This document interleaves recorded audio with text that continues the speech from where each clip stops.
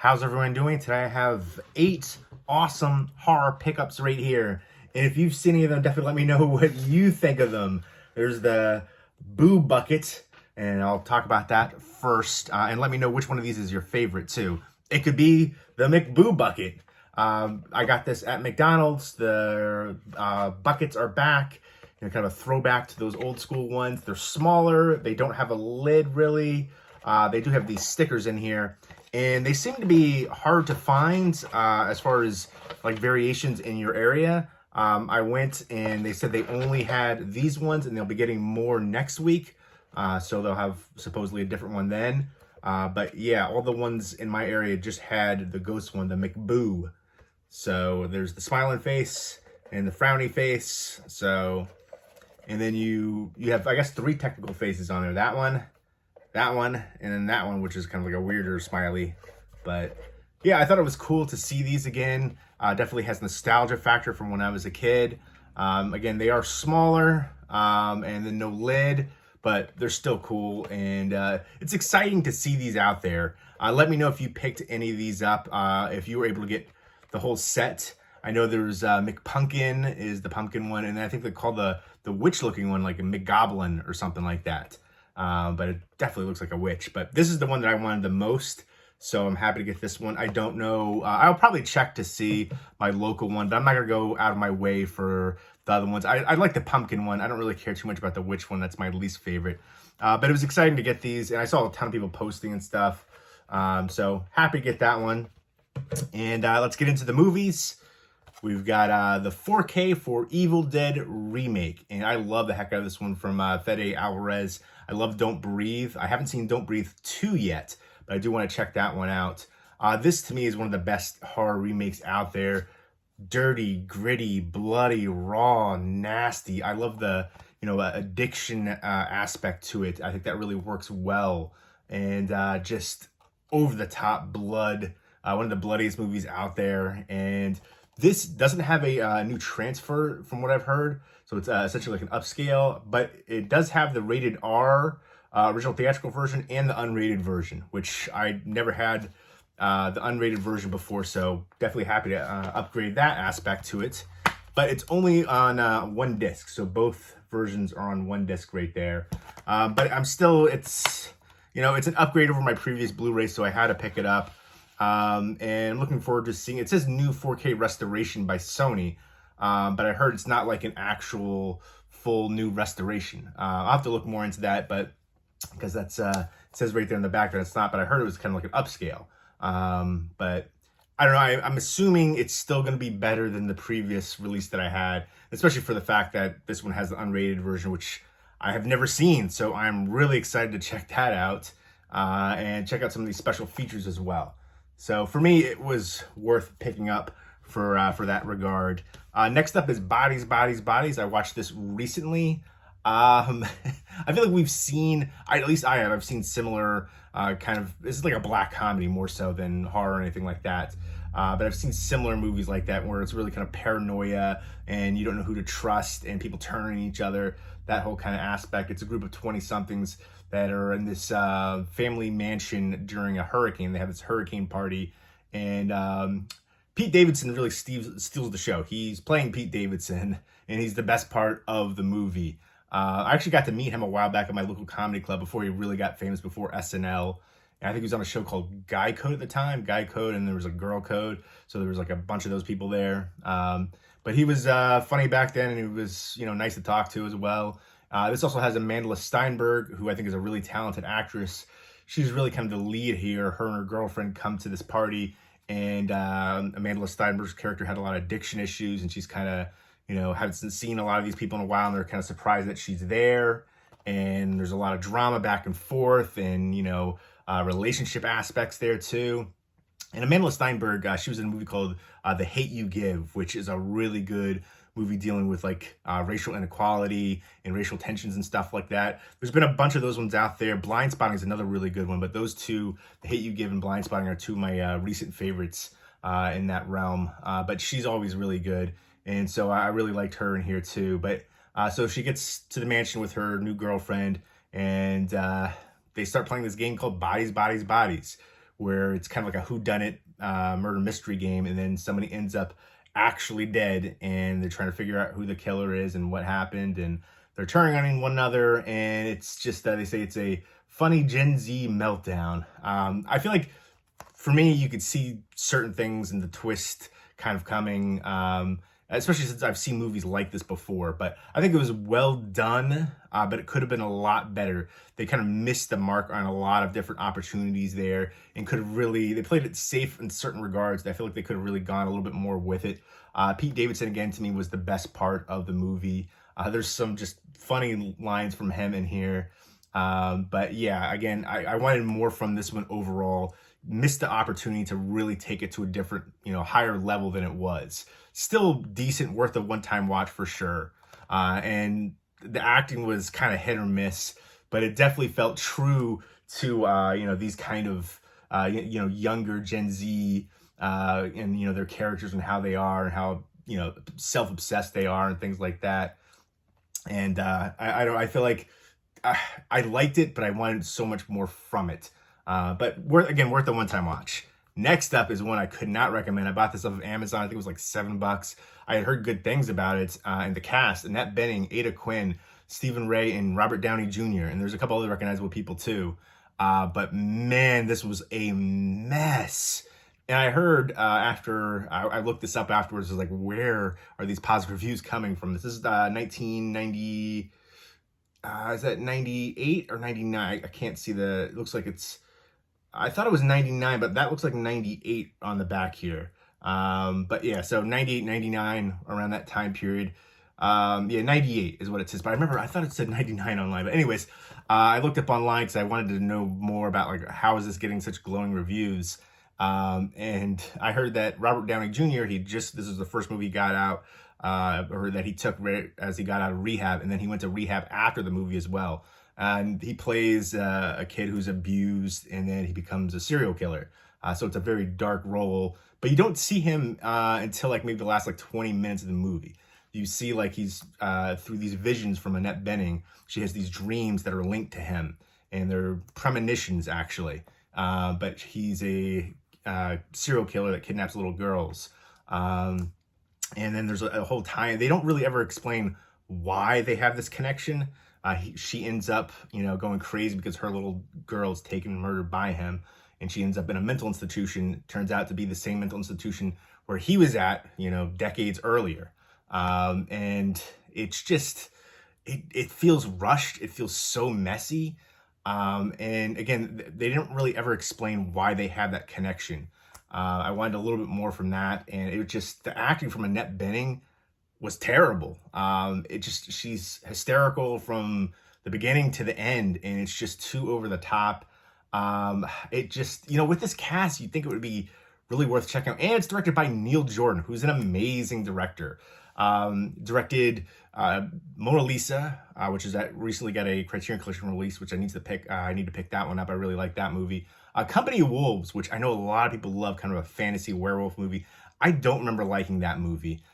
Period piece fantasy movies like that don't really appeal to me, so that was a big thing why I didn't like it. But I know a lot of people love that one. I'm surprised because of the fan following that it doesn't have a Blu-ray release here in the U.S. yet. But Neil Jordan directed Interview with the Vampire, classic, and also Byzantium, a really underrated vampire movie. The Crying Game, which is a classic. High Spirits, which is kind of a silly one. And We're No Angels, which I remember liking that one a lot as a kid. But he's directed a lot of movies that I've enjoyed. So I was really surprised. I was looking forward to this one because Neil Jordan directing, and I was really disappointed by it.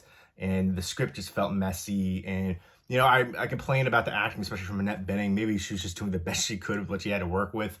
The score was really good. I really enjoyed that. It was kind of haunting this theme throughout the movie. That really worked well.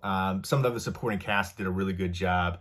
Aidan Quinn especially. And I can't remember the one guy, Paul Guilfoyle. He plays like a police officer in a lot of shows and movies. He was really good too. Didn't get enough screen time, but yeah, it was just a mess of a movie. I've seen other movies like this where, someone has a dream or psychic connection to a serial killer. But this one to me is just, it was messy. It was over the top. It just didn't work.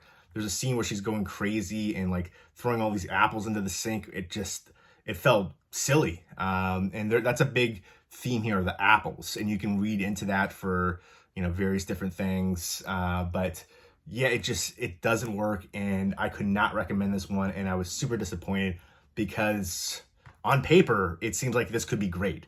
The cast, the director, and it just does, even like the concept. I've seen the concept before, but it's a concept that I kind of usually enjoy. And this one to me is like the worst of the ilk that I've seen. So In Dreams, I could not recommend. Disappointing. There's only like a trailer for special features released from Paramount. So if you're a big fan of the movie, it's cheap on Amazon right now. But I couldn't recommend that one. Next up is Jeepers Creepers Reborn. This is a UK release. It doesn't have a US release, I think, for like another month. It's 101 Films. It is Region B locked. This is the new Jeepers Creepers movie, and it's the first time it doesn't have Victor Salva attached to it, which is, I think, a great thing for this franchise. I didn't know all the horrible things that Victor Salva did initially before I was a fan of the first movie. And to me, the first movie is one of the greatest modern American slasher movies. And I think that Creeper deserves a better franchise than it has. The second one, a lot of people favor in the franchise, but I definitely highly prefer the original. I do like the second one. Gives you a little bit more backstory. It has Ray Wise, which I got a chance to do a phone interview with him a while back. So that was really cool. But the third one was terrible. Should have just been called The Truck, and it was a mess of a movie. I'll never understand how Victor Salva got a career after what he did, served his time, but to me, that's an unforgivable crime. It just blows my mind. Powder was the first movie he did when he got out of jail. But I love the first Jeepers Creepers movie. The second one I enjoy. I think he deserves a better franchise, much like Candyman. Candyman, the first Candyman is one of the best slashers ever, one of my favorite 90s movies, horror movies, but the sequels were terrible. The recent Candyman was good. I definitely like that. I can understand why some people had issues with it. And I wish Tony Todd was in it a little bit more. But I kind of like what they did, modernization for it.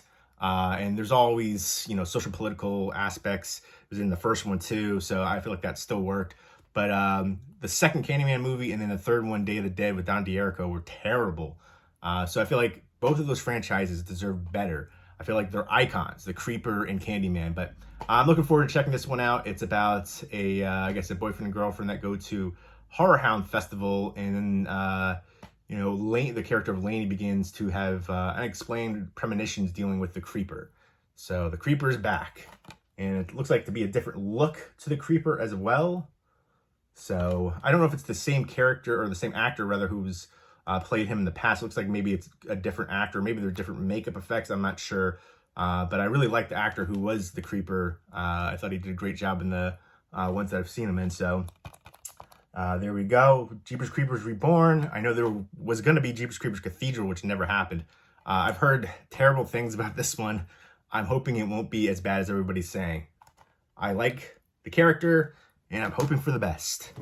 Next up is another UK release, Region B locked, and it's from Second Sight Films. It's censored. There was like a limited edition version. This is the standard edition. Has a bunch of special features here, including new commentary from the director. So it's like a bevy. Look at that. I haven't seen this one. I've heard good things, though. It's about a film censor during Britain's infamous video nasty era of the 80s. And she's viewing this disturbing, familiar storyline and attempts to solve the mystery of her sister's disappearance. And then it sounds like she's losing track of what's real and what's not, and kind of goes crazy a little bit. So it looks like there's going to be some psychological horror elements along with some blood and violence and gore and stuff like that. So looking forward to checking this one out. There is the disc and one with the special features. And then we've got disc 2 with more special features from Second Sight Films. Second Sight Films releases some amazing, especially the limited edition sets, but some great releases. And then another release from the UK. This is an Acorn Media and then Shudder release. It's Spine of the Night, which does have a release here in the US too.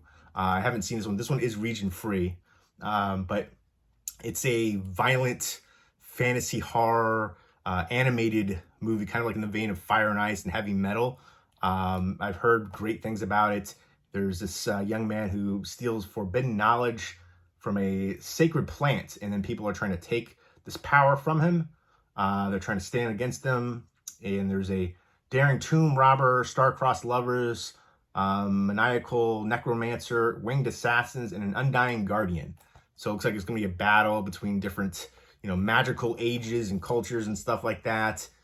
So it looks intriguing, and I like those, Fire and Ice and heavy metal animated ones. So looking forward to checking this one out. And it does have some special features in here too. And then last but not least is the lone DVD, Roseanne Tricks and Treats. I got this off of Amazon.